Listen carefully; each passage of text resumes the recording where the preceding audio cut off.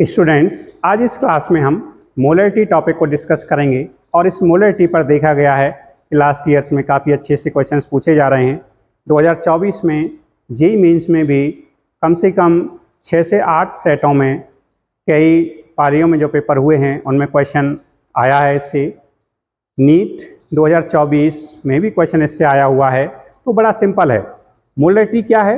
Molarity होता है बच्चों the number of moles of a solute which are dissolved in 1000 ml or 1 liter volume of a solution is known as molarity। तो क्या है बच्चों molarity? Molarity बड़ा simple है, the number of moles of a solute which are dissolved in 1000 ml or 1 liter volume of a solution is known as molarity। Unit इसकी हो जाएगी moles per litre. मैंने यहाँ पर लिखवा रखी है, मोलर का हो या मोल्स पर लीटर का हो।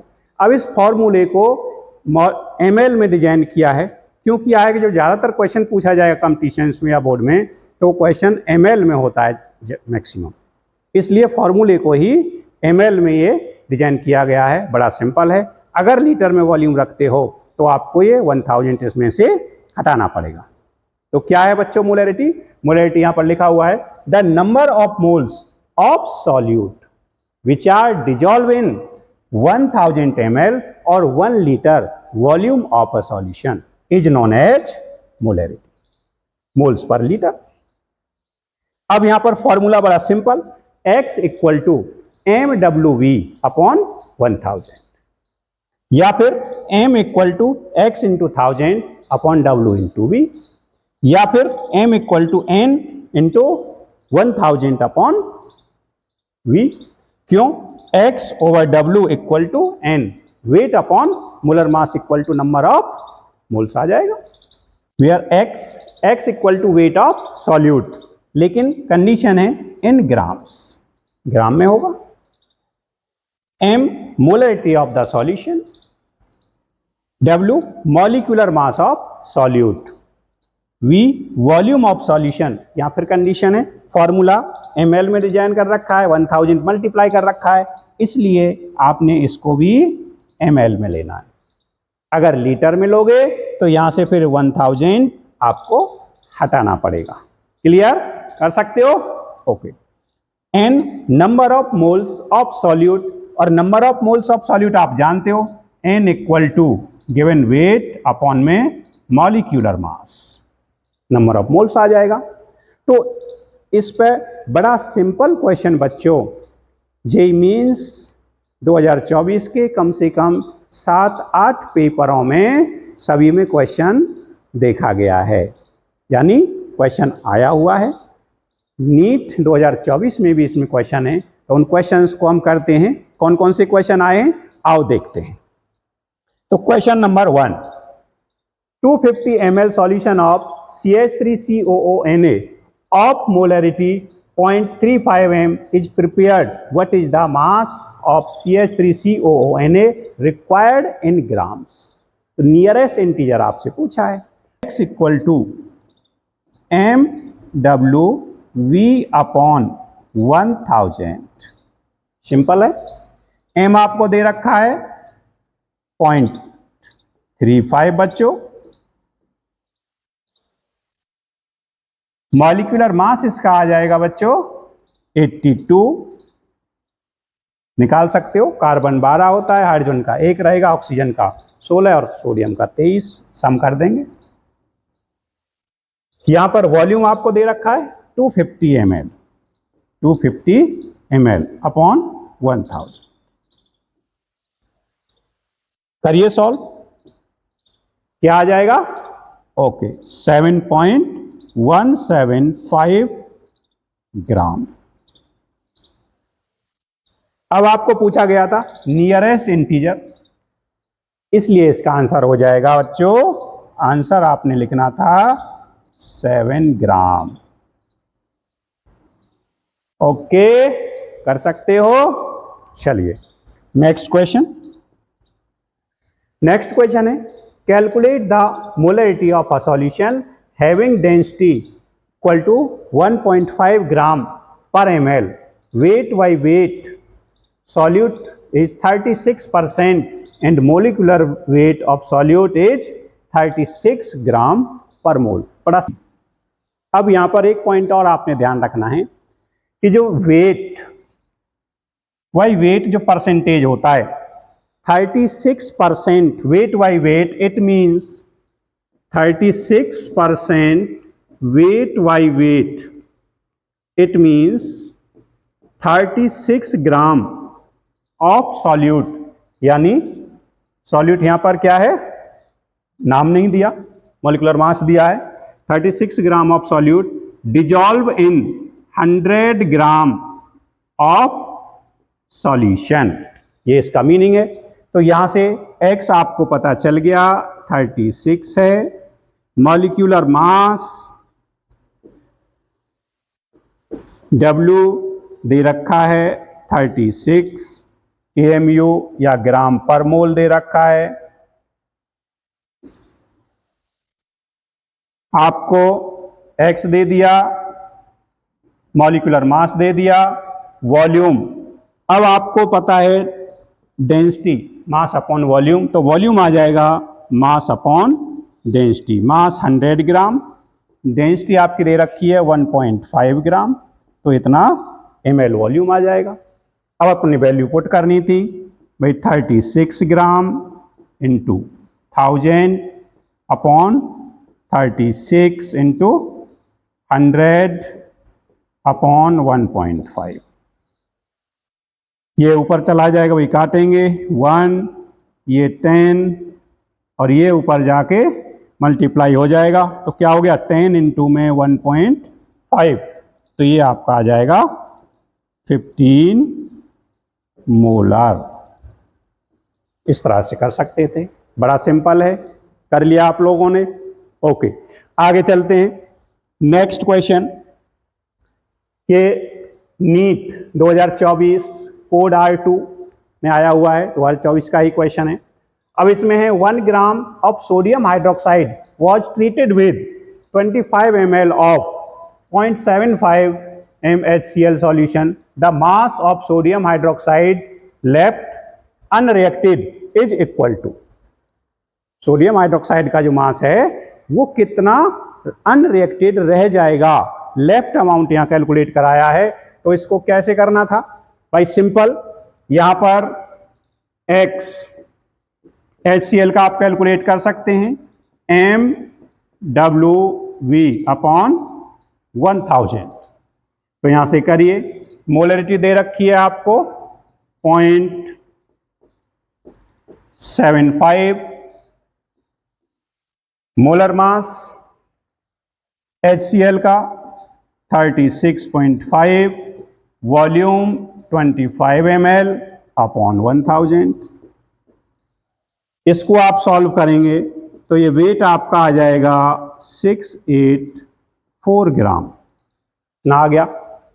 अब आपके पास HCl का वेट आ गया, ये आपको पता है HCl plus NaOH gives NaCl plus H2O, neutralisation हो जाएगा।